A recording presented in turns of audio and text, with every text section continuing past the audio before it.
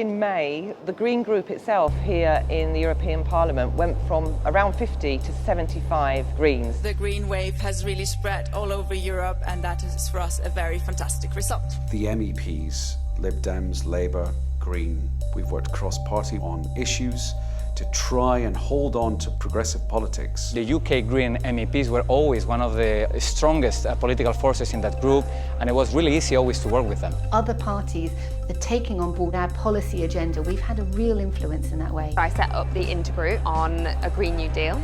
So I'm really proud of that because there are only about a dozen intergroups that are established. The two legislative changes I made that were the most important were in the areas of sustainable finance and antibiotic resistance. So limiting the use of antibiotics on farms so that from January 2022, effectively intensive farming won't be possible in the EU. And sustainable finance, I was redesigning financial systems so that the money shifts towards sustainable sectors and companies and away from dirty companies. I've been focusing on the research and innovation budget, around 80 to 100 billion euros. And one of the successes of the Greens was to get a firm commitment to at least 35% of all that funding being spent on climate-related research.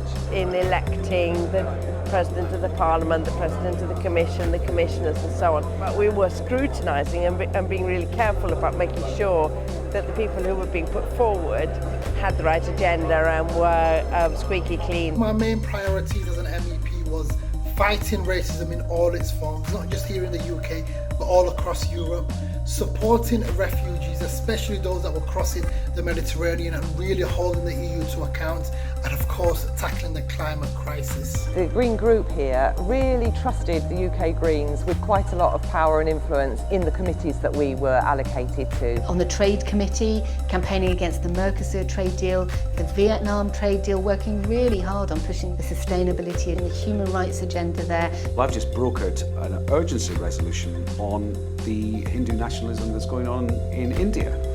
And in order to bring the 4-5 biggest parties on board, we had to sit down and we looked at everyone's version of a text on that, and we reached consensus. A lot of what we are seeing now is because of the influence of the United Kingdom Greens. We want to leave the light on, we want to have a strong relationship and eventually have UK back in the European Union, not today, not tomorrow, not next year, but as soon as possible. I would really love that.